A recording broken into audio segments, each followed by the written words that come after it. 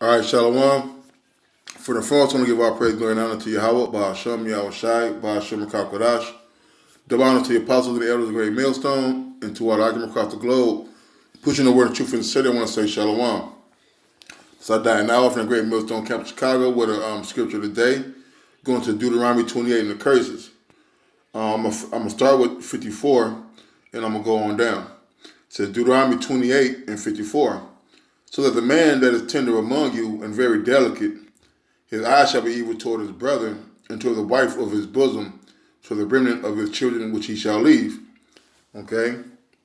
So you know, uh, part of the curses is us being envious and being jealous of each other, man. You know, Jake very rarely speaks and says hello to each other.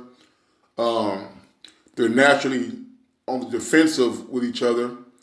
The tone of voice and the response and replies they give and get when another Israelite man tries to reason with them or try to be polite to them, man. Okay, there's always a undertone of disrespect, of pride, okay, and of malice, and those things are evident and prominent throughout our community. So that the man that is tender and delicate among you, and very delicate, his eyes shall be evil toward the brother, and toward the wife of his bosom. Right, man. Jake is very disrespectful. Don't get me wrong, the nigga woman is fucking hella out of order. Okay, but at the same time, Jake is very abusive. They're very temperamental. Okay. All right. So it leads to a lot of disruptiveness and turmoil in the household. It says, and toward the remnant of the children which he shall leave. We discussed that last time, right? So, Jake is Jake doesn't take pressure very well, man. Okay. At a sign of trouble, Jake tends to leave. Jake tends to blow up and make a mountain out of a molehill. Okay. It's 55, so that he will not give to any of them of the flesh of his children whom he shall eat. All right. All right, so Jake is gonna be going. This is going to 70 A.D., but also this is going to be happening again, man. So that he will not give to any of them of the flesh of his children whom he shall eat, because he has nothing left him in the siege, and in the straitness wherewith thy enemy shall distress thee in all thy gates. Right, when that famine come, all right, because if you read, I believe it's in the Josephus, and in this also a secular history, that they were eating the trees, tree barks, the leaves, the leather off their belts. Okay, so this is going to be happening again, man. They're going to be stuck in your homes or stuck within the city, and the rations are going to be are done with. You're going to have nothing left to eat but to side your own children, man. And guess what? They're going to be fighting over that like they did, I believe, in Kings. Okay, when King Solomon's first judgment was finding out who child that baby was those two women were arguing about. So that same thing is going to happen again. 56, the tender and delicate woman among you, which will not venture to set the sole of her feet upon the ground for delicateness and tenderness, her eyes shall be evil toward the husband of her bosom, and toward her son, and toward her daughter. Right, man. There was a point in time where the Israelite woman was very ladylike, man.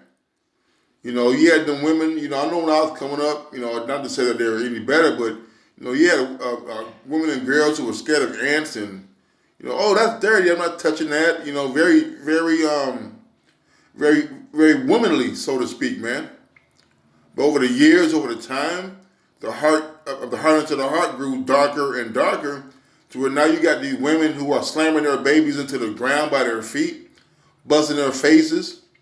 throwing them over bridges, slapping them with their fist, or not slapping them, hitting them with their fist. Okay? And also you got these women out here who are actually beating up their husbands, man. You know? They're dressing up their sons as women, painting their nails and putting them in dresses.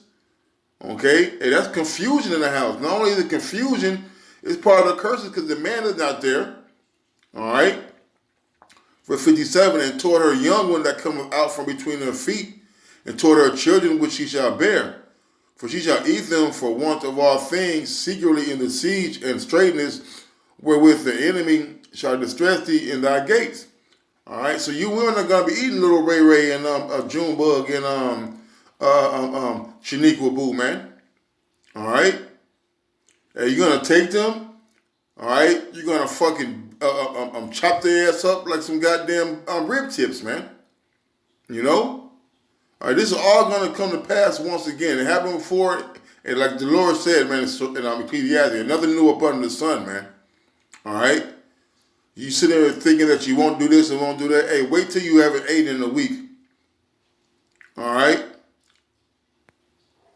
Verse 58. It says that if thou wilt not observe to do all the words of the law that are written in this book, that thou mayest fear this glorious and fearful name, the Lord Yahweh.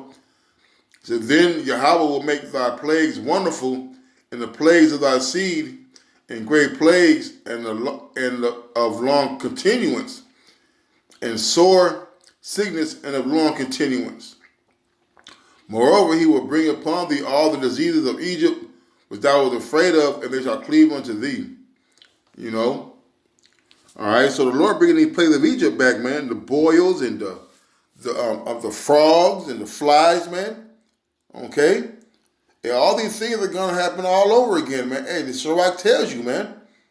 All right? It tells you about, damn, Salakia. I don't want to do that. All right? Sirach tells you about the plagues and the thick darkness and what's the word? The permanent, the seeing doleful and frightening creatures, man.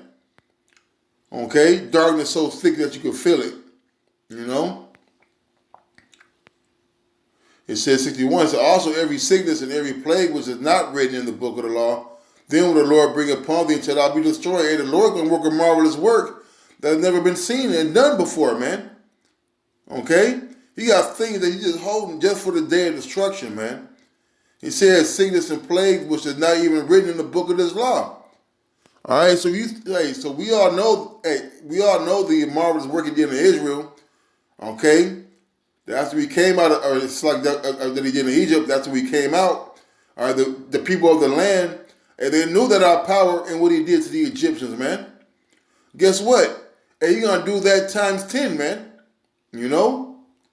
So just be prepared if you can, you know, that these plagues are coming upon us, man. Why? Because people still haven't repented, man. With that, I want to say, call Allah, Yahweh Shai, the bottom to the apostles and the elders of Great Millstone. Till next time, Shalom.